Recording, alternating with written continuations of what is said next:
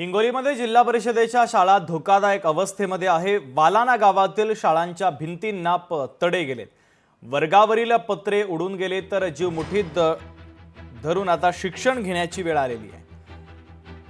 तर याचा आढावा घेतला आमचे हिंगोलीचे प्रतिनिधी गजानन वाणी यांनी। पाहूयात।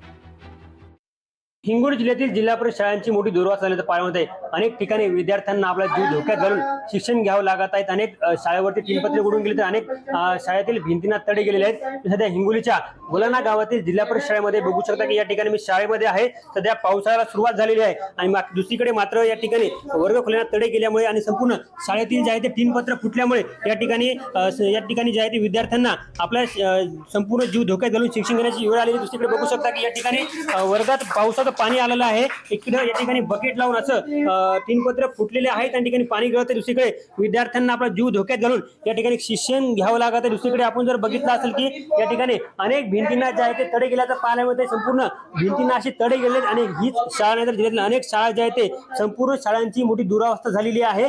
आमच्या शाळेचे पत्र हे गळतात आणि आम्हाला अभ्यास पण करता येत नाही। आमची पुस्तकं पण भिजतात, याला काही इलाज नाही। या ठिकाणी अति पाऊस पडतोय, असं बकेट लावून या ठिकाणी पाणी रोज पडते। कशी परिस्थिती पावसाळ्यात? पत्र उडून जातात। पाऊस आले की आम्हाला शिकतात नाही, पुस्तक वल्ले होतात, त्याला इलाज नाही। वर्गखोल्या उडून गेल्या, वर्गखोली पत्र उडून गेलेत म्हणा। वर्गखोल्यात पत्र उडून गेले। किती वर्गखोल्या होत्या? 2 होत्या। उडून गेले। आता रोज असं पावसाचं पाणी वर्गामध्ये येते, काय इलाज नाही त्याला। रोज असं शिक्षण घेता तुम्ही? हो।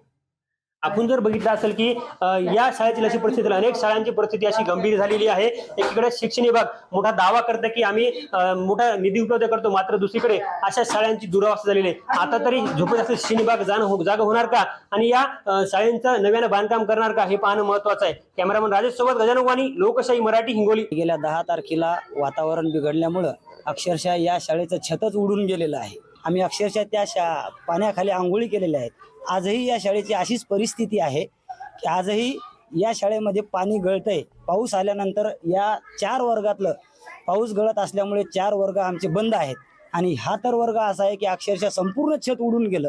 सुयोग असा होता, त्या दिवशी शाळा चालू नव्हती, नाहीतर त्या दिवशी विद्यार्थ्यांची जीवितहानी होऊ शकली असती।